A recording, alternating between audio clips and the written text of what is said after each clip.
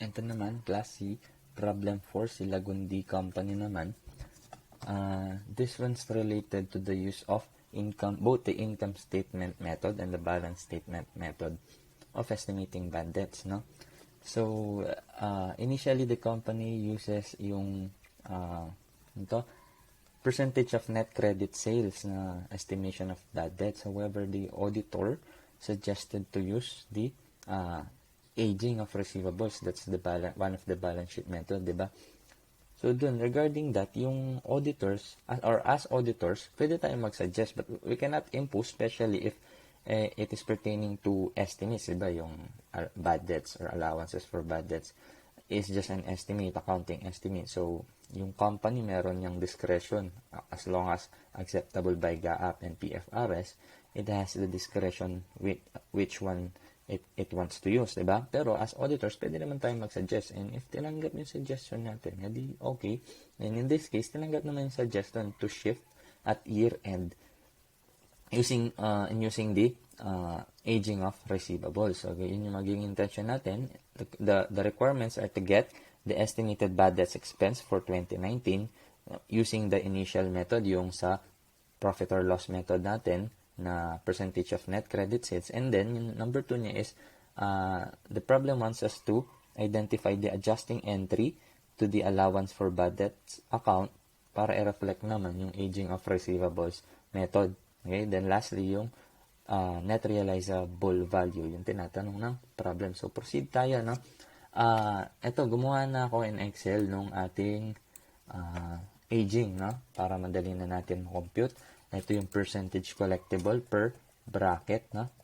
So, first thing na pwede natin gawin is, pwede natin i-compute yung percentage uncollectible, o yung rate na i-multiply natin for getting the estimated bad debts for each bracket. So, kung 100 yan, 1, minus mo dun sa uncollectible, diba? So, ito yung, minus mo sa collectible rate. So, ito yung mga uncollectible mo.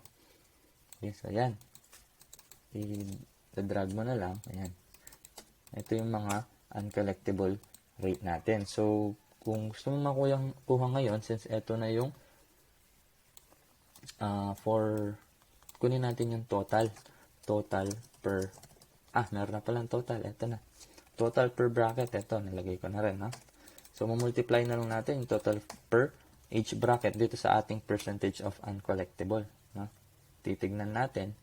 Class, ito na pala yung ating balance sheet method, aging na to.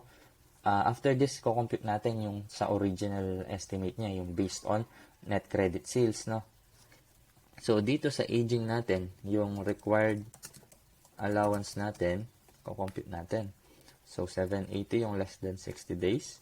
Tapos 1% lang daw yung uncollectible. 7.8. And then drag natin. Ganun lang na. Okay? Yun. Tignan natin yung formula kung tama. Tama naman. So, 200,000. Saan yung total niyan? Kuha tayong total. Sum lang natin siya. So, under po ng aging of receivables, yung required allowance natin or required credit balance at year-end should be 102,300 peso. Ngayon, ang tanong is, since this is the required balance already, the question that you have to ask yourself is, meron bang beginning balance yung allowance for bad debts natin? So, meron. Ayun, no? 33,000 sabi niya. Tama? I'm sorry. These are before any adjustments and the 20,000 write-off.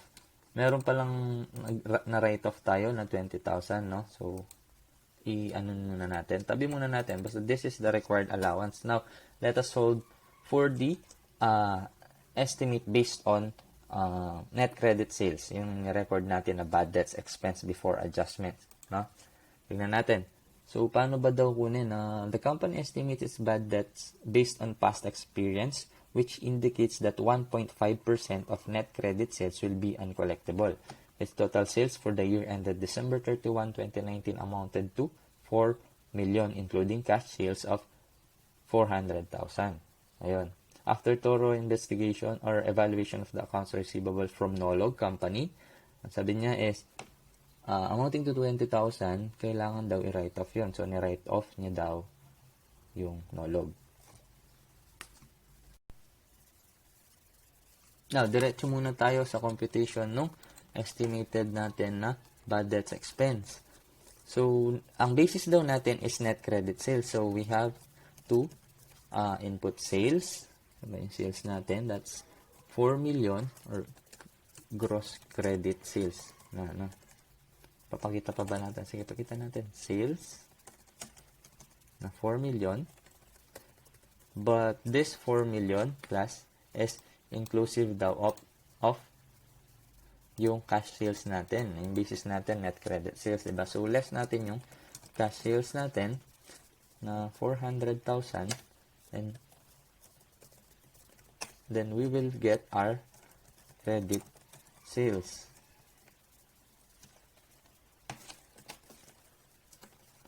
Yan, no?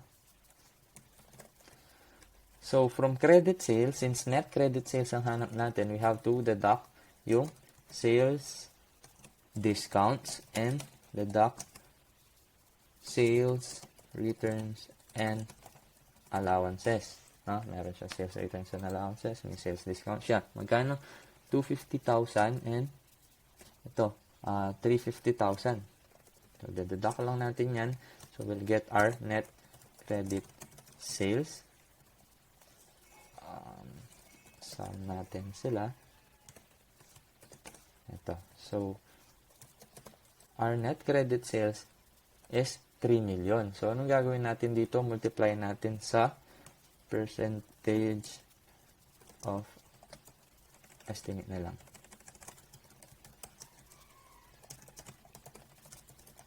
Yan. So, ang gamit daw natin is 1.5%. Diba? Ang gamit niya. Now, class, since this is income statement method, ang mangyayari is yung mako-compute natin dito na amount, which is,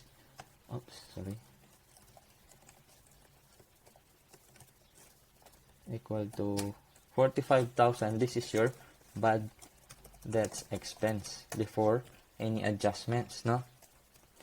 So, maganda dyan, gawa tayo ng T account, diba? This is the T account for allowance for bad debts. Yun, no? Mention natin to.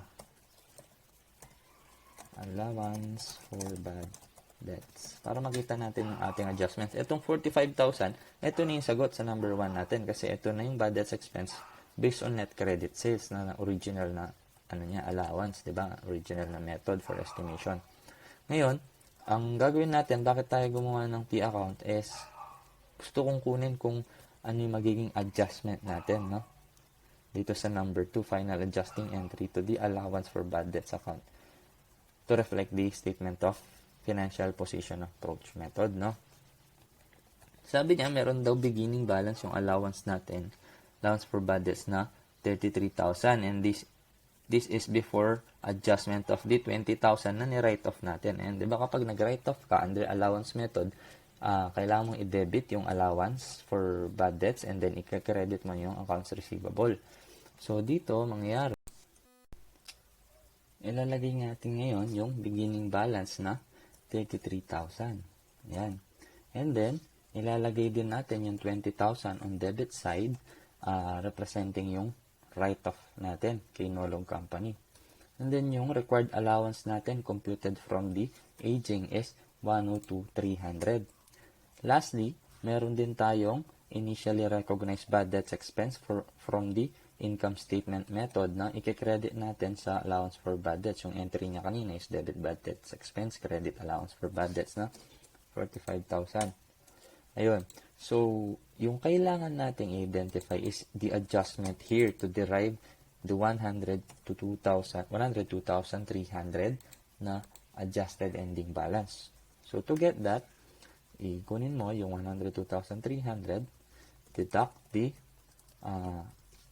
credit sides, and then, i-add back mo yung naka-debit, diba? Ganun siya, nag-work back ka dito, diba? Then, you will get the adjustment, the 44,300. No? So, ibig sabihin, at year end, we have to further increase yung allowance for bad debts natin ng 44,300 to derive 102,300 ending balance. To reflect that into the books, kailangan bad debt, dagdag tayo ng bad debts expense. Ayan. And credit ng allowance for bad debts na 102,300. This is for requirement number 2. No? Sa number 3 naman, what is the net realizable value of the accounts receivable on December 31, 2019? So, ano ba yung AR natin? Yung AR balance natin is, ito, diba? 1,480. Yan. Tapos, so, ilaless lang natin dito. Tignan nyo, class. This 1,480 is already exclusive of the, or inclusive of the written off accounts na 20,000. Wala ka nang nakikitang no-log company dyan, diba? So, ibig sabihin, reflected na dyan, 1,480. So, yung allowance for bad debts na kukunin natin, reflected na din yung na-write-off si no-log company. Less lang natin yung allowance for bad debts na. So, this is negative 102,300. Okay, then the net NRV at year end would be 1,377,700. Okay.